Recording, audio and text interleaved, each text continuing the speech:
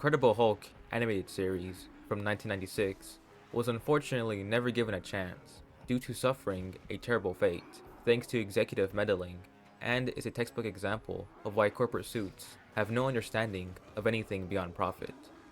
It's a miracle that season 1 was even a thing, as the show was darker than other cartoons from the era. It was a constant battle between production and the network over how the show should be made. The UPN executive assigned to the show would often insist that the characters look like they stepped out of a shop on Rodeo Drive, which is ridiculous. By season 2, the network threatened to cancel the show unless a change was made to fit what they wanted. As a result, the original team behind the first season would be replaced, explaining why season 2 is a complete downgrade. It all makes me wonder how things would have gone if the network had been so strict and had allowed production to continue with its vision. Most importantly, what was the original plan for season 2 and beyond?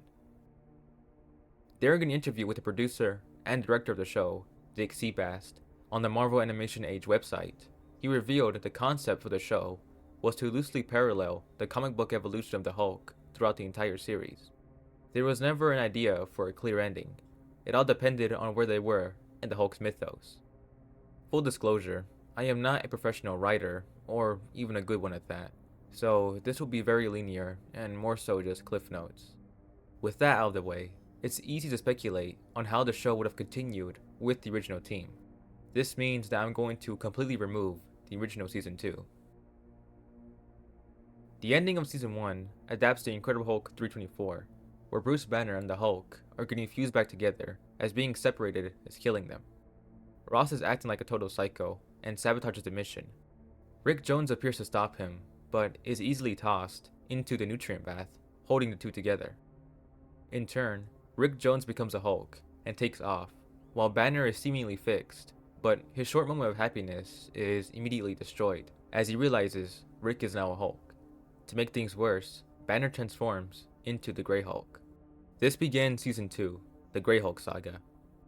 After being dormant for a while, the Grey Hulk has finally re-emerged. The leader returns to capture Rick Jones to regain gamma power after his fiasco with the mindless Hulk. It's soon discovered that S.H.I.E.L.D. has been secretly producing gamma bombs and has planned to execute Bruce Banner. Unfortunately, the leader had already discovered the dirty secret and stole a gamma bomb to detonate in Middletown. Hulk fails to stop it, resulting in the death of 5,000 people. As a result, Hulk goes into hiding, eventually becoming a Las Vegas enforcer known as Joe Fixit. By the end of the season, we'd see the return of Savage Hulk, leading us to season 3, where we dive into why different Hulks exist within Banner and how the system works. By the end of it, we learn about his traumatic childhood through a hypnotic interrogation from Doc Samson, creating the Merged Hulk, aka Professor Hulk. Thus begins season 4, focusing on this new Hulk as he joins a team called the Pantheon to make up for his past mistakes and prevent disasters across the world, including preventing a future where the Hulk turns into a dictator called the Maestro. After a falling out with the Pantheon, Banner returns with Betty for a seemingly normal life. What would be a happy ending to the series ends with Betty dying of gamma poisoning. It's believed Banner was the cause, but it turns out, with the help of the leader, the Abomination poisoned her. This leads to a final battle between the villains and Savage Hulk, as he remains triumphant in defeating the foes. However, he is still at a loss when it comes to losing the woman he loves, all while the public blames him for the action. Bruce arrives back at square one, living a life as a fugitive on the run. The end. That's a very brief look at how things could have gone overall. Season 1 did a good job of encapsulating the early Hulk comics from the 60s to the 80s. They're not exactly the same, but they share the core elements. That's what I would expect to happen here.